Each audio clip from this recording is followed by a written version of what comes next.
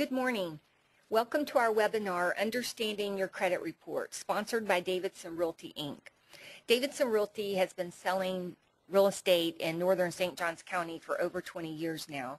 I am Sherry Davidson, the president of Davidson Realty, and your host this morning is Jim Young. Jim is a mortgage loan officer with Southeast Mortgage and is licensed by the state of Florida to originate mortgage loans. He started his mortgage career in 2001 at Southeast Mortgage's Atlanta headquarters and has recently opened up their first Florida office in St. Augustine. Jim has been married to Kristen, his college sweetheart, for 13 years, and they have 2 children. Caroline is 6 and Tripp is 2. During the webinar this morning, please feel free to type in any questions you may have, and we'll answer them at the end of the presentation. I will turn the program over to Jim now. Thank you, Sherry. It is a pleasure to be here, and I hope everyone listening in is having a great day. Before we get into the credit report and how it works, I feel that it is very important to understand how the credit reporting system works before tackling information in it. By knowing how the models look at your credit information, you can better manage your score. This week we're going to be talking about the nuts and bolts of the credit report, what's in it, and how it works. And then on February 4th, we're going to talk about managing your credit score and disputing errors. So let's jump right into this. Credit scoring is a snapshot of a person's credit file at a specific point in time. It is an objective process that relies on proven statistical principles to determine the probability that the borrower will repay a debt as agreed. Basically, this means that the score is very fluid and can change up or down slightly on a daily basis.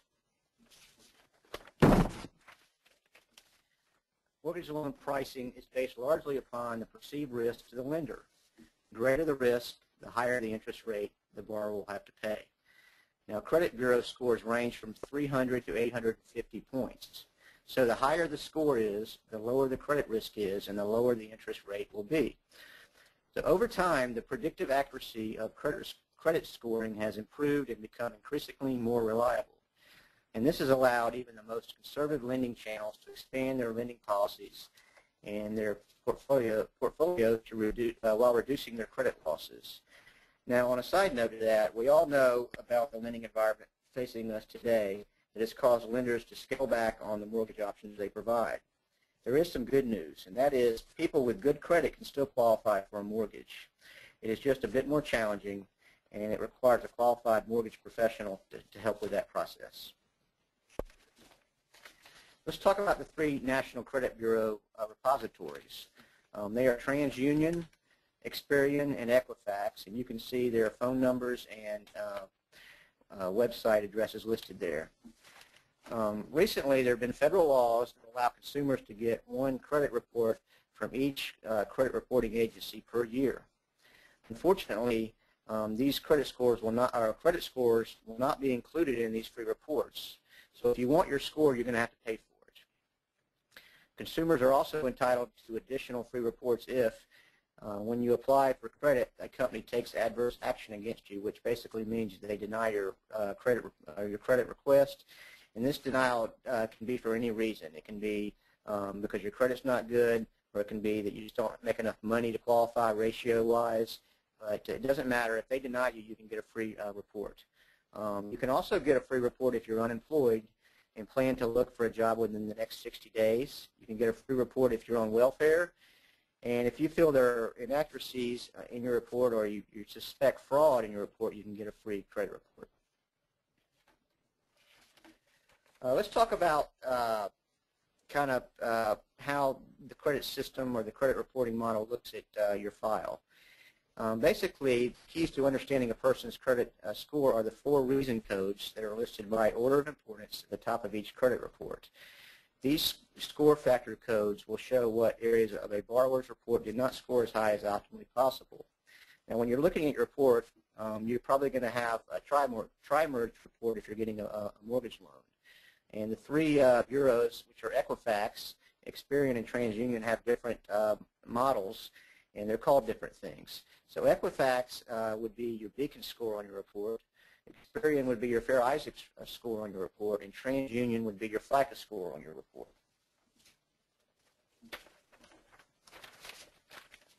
Now, if you're looking at your report, somewhere probably second or third page, you're going to see the reason codes listed, and there'll be reasons codes for your FICA, your Beacon, and your Fair Isaacs. We have an example of a FICA score reason code here, and basically it's for John Smith with his Social Security number, and it'll give you their credit score based on the FICA model, which is 726.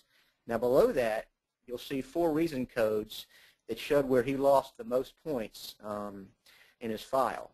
The first one is time since delinquency is too recent or unknown, which means he may have had a recent delinquency, or he has a delinquency, but they don't know when it happened, and he lost 13 points for that reason. The second one is amounts owed on revolving accounts is too high. He lost 11 points there. The third reason is there's insufficient time since the most recent account was established, and that's 30 points. This is basically a time thing. If he had just opened this account, they want to see that he's able to pay this account over a period of time, and that number will reduce. And the last one on this report is the proportion of balances to credit limits is too high.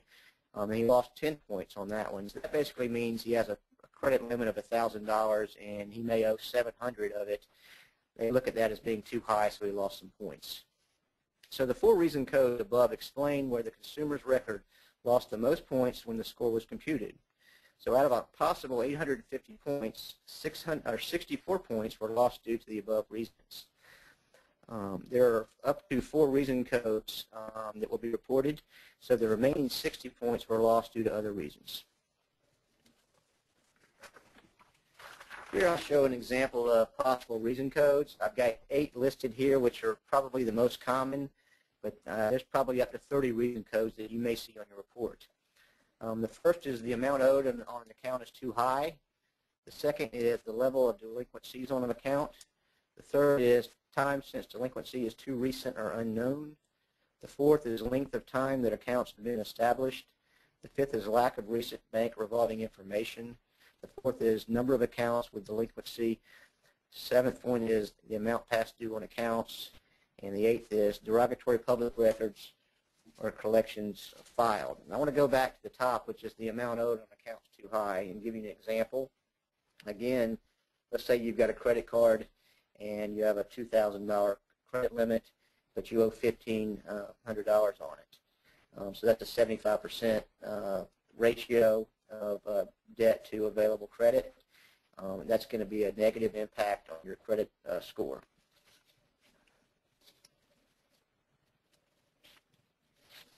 Now we're going to talk about what a credit score considers. Now there are 5 main categories of information that a credit score evaluates. They are listed in order of importance and weight of impact on a consumer's credit score. The weight factors are payment history, which accounts for 35%, the amount owed, which accounts for 30%, the length of your credit history, which accounts for 15%, the types of credit used accounts for 10%, and inquiries count for 10%. Now, weight factors in credit information do not operate in a vacuum. No one credit activity or piece of information on its own will determine a credit score. Because a score takes into consideration all the weight factors simultaneously, it is impossible to measure exactly how any one factor or credit activity will impact a score. Therefore, a given weight factor may be more important for one person than for another with a different overall credit history. Now let's talk about the 5 factors that make up your credit score. The first is payment history, which accounts for 35%. The credit score considers the frequency and delinquencies reported on trade lines within the last 24 months as the primary indicator of future risk, and is broken into 3 components. The first component is recency, which is the length of time that has elapsed since the last delinquency. As you can see, if you had a delinquency in the last 6 months, there is a very negative effect on your credit score. If your delinquency has been within the last, or has been between 7 and 23 months, there'll be a moderate negative effect. And if you've had a delinquency if your delinquency was over 24 months ago, it no longer will affect your score negatively. The second component is frequency, which is basically the frequencies of delinquency. So if you're delinquent a lot, that's going to hurt your score. And then the third is severity, this is how delinquent a person is. So if you're 30, 60, 90, or 120 days late, is going to affect your credit score.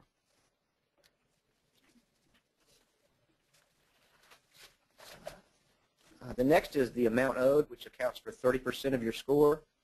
A consumer's outstanding debt utilization is a major factor and is without question the best tool for raising their credit score.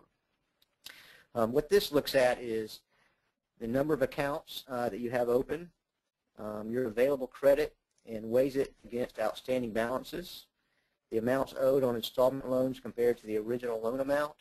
An example of that is, let's say you have a home mortgage that you did on an interest-only product. You've been in that house 3 years, and you've only been making interest-only products, so the balance is the same as it was when you took out the loan.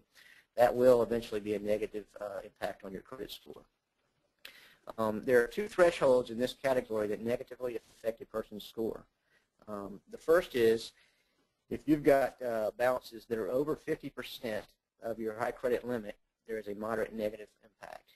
Now, anything over 75% will be a major hit to your credit score, so I recommend never getting to that point.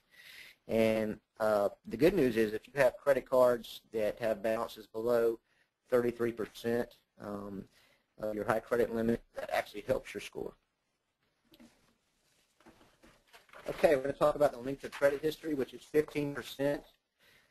In general, the longer the history of a particular account, the more positive weight it carries in the file when compared to newer accounts. An example of this are kind of my rules of thumbs below. The first example is a borrower with 4 credit cards that they have had open for 2 years each. The credit score formula sees this as having an 8-year history, so it's like you've had a credit card 8 years, but you've only had them 2. The second example is a borrower that has 1 credit card that has been open for 6 years, but recently opened 2 more credit cards. Again, the formula sees these 3 cards as if they have been open for only 2 years each. So this is something to think about when you're applying for a home mortgage. Now we're going to talk about types of credit. The credit score formula will consider the overall mix of accounts. The type of credit used does not typically have an impact on your score. Therefore, it's not an effective tool to improve a credit rating. Basically, the formula will weigh the types and numbers of accounts in a file.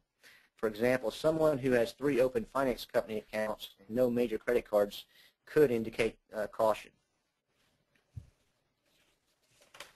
Lastly, let's talk about inquiries, which represents 10%. Inquiries are the most misunderstood yet most talked about weight factor. This is interesting in light of the fact that it has a minor impact on a person's score. In fact, the range of a hit to your credit score will be from 2 to 50 points. If you see below, if a personal inquiry by the consumer, so if you want to get your own credit report, there's going to be no impact to your credit score. Inquiries by current creditors, your employers, or pre-approved credit card companies have no impact on your credit score. Inquiries in the last 6 months can affect the score. So an inquiry that happened 2 years ago cannot affect your score. And only the first 10 inquiries in a calendar year affect your score. And the great thing now is if you're out shopping for a home mortgage or a new car, there's kind of a buffer or a grace period that allows you to shop. And so if you go out and try to buy a car and you're going to look at 4 or 5 different dealerships in the same day, the first dealer that pulls your credit, that'll be the only ding to your credit report, and the remaining 4, when they pull your credit, it's not going to affect your score whatsoever.